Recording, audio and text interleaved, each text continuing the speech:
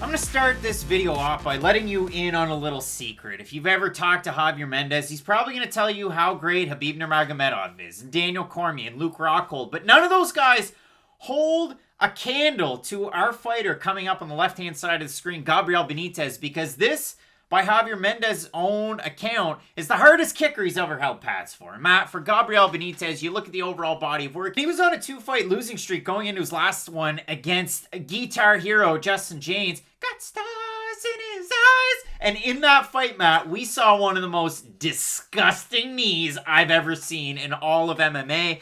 And for Gabriel Benitez, this is a guy that's kind of flip-flop between 55, 45. And if you look at the last 5 fights that he's had, or the last number of fights, 2 performance bonuses. One time, he just absolutely finished your Combate lightweight champ at one point, Humberto Bandenay. And then that last time out against Justin James, he got that bonus money.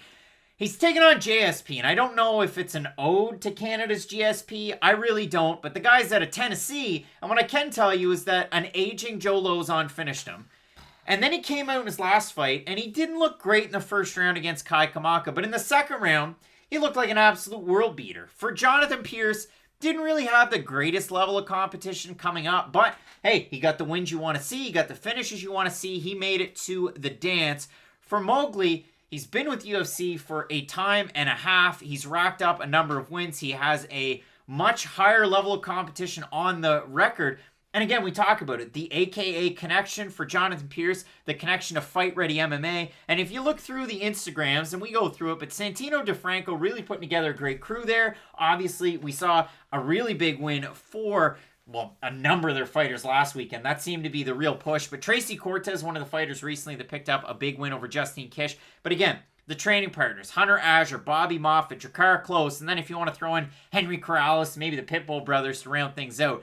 That's great to see for Jonathan Pearce training out of Arizona. Oh, it really will be. Now, this fight's going to come down to a few things. And I'm going to kind of quote Teddy Atlas and say that it's going to come down to geography. Because for Gabriel Benitez, he's really good at judging distance. Now, he's really good on the outside and he's really good on the inside. Some guys were those mid-range strikers. Like if Kelvin Gastelum was shrunk down to a 145er and could somehow fight in the pocket and also fire back at him, that's the kind of fighter who Gabriel Benitez has trouble with. Even go back to the Sadiq Youssef fight. At range, Benitez was having quite a bit of success. His jab was working well. He's got great kicks from long distance, but once Youssef was able to get his way into the pocket and land with power, that's when you saw Benitez start to struggle. And even the same thing in the Omar Morales fight. Omar was holding him up against the cage a little bit too, but you could tell at range, Benitez was having success, but really up close or in that weird kind of mid-range, Benitez does struggle. And for Pearce, it really is odd. I don't know if his fight against Joe Lozon is one of those things that I'm just always kind of going to hold against him, because that version of Joe Lozon got finished by Chris Grutzmacher in the first round. And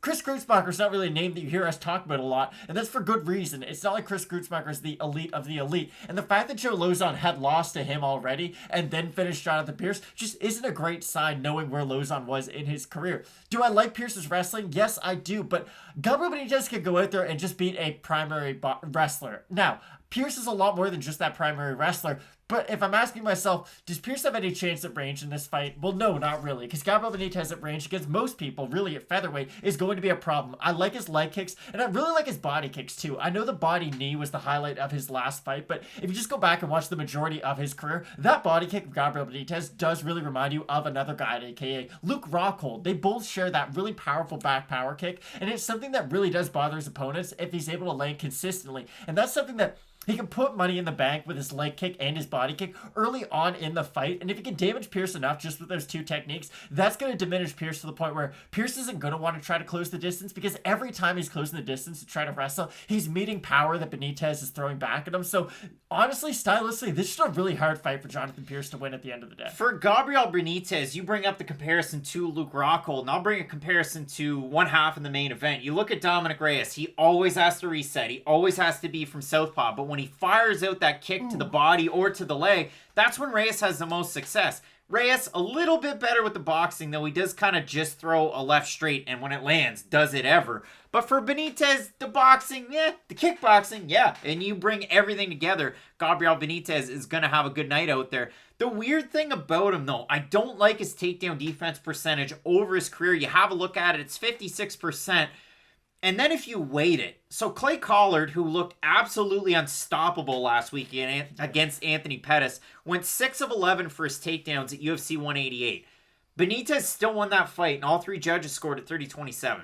And then if you look at the other fight, Enrique Barzola at UFC 211 took him down 9 of 15 times. Barzola, pretty slick at the wrestling. Clay Collard, pretty slick with the boxing, but apparently can wrestle sometimes. But the trouble is, when Benitez gets taken down, usually pops back up to his feet, so he's never really down on the mat for all that long. But for Jonathan Pearce, I would expect he's probably going to be trying to take him down in this fight. Oh, yeah. When we look at the odds for this one, Benitez opened a -150 favorite. He's roughly a -288 right now. And for Pearce, he opened a +130. He's a +169 or thereabouts. So I was kind of surprised when I looked at it, especially for Jonathan Pearce, and I should correct myself for Benitez, -208, not -288. My notes are terrible, but what I will give you, over on the Tapologies, total votes, 912 of them so far, 79% Benitez, 63% by knockout. For the 21% that have Pearce to win, 47% by knockout. So, the fans are anticipating somebody's going to get finished. The odds are kind of weird because they opened with Benitez the favorite. The line dropped significantly at the start. It's remained fairly even throughout the week and the last number of days. Now, Matt, I know you've been a big Benitez supporter in the past, and it was kind of tough to get a good read on Jonathan Pearce based on the regional competition, but also the loss to Lozon kind of weighs heavy in your mind. So it is a tough judgment to make, but overall, what's your take? So I'm not going to Yanni the Greek this and be like, hey, put the mortgage on Gabriel Benitez by first round knockout. But what I will say is I do like Benitez quite a bit in this fight. Just stylistically, it's a tough fight for Jonathan Pearce because at the end of the day, Pearce really only does have his wrestling to rely on. And what Benitez has gotten really good at is he knows the guys aren't going to want to strike with him on the outside, so they're going to want to meet him on the inside and try to wrestle with him. He's got great uppercuts. He's got great knees. He's just got great things that can catch wrestlers on their way in. So I do think if Pearce is starting to struggle on the outside, and if he does start reaching for his takedowns and not striking his way in the smart way, I do think he's going to get caught with a big shot and probably going to go down. So I am going to pick Gabriel Benitez. It's a really tricky one because, again, Benitez finally was moving back down to featherweight. He had success there before. But, again, if you have a look at the losing streak, good names, but,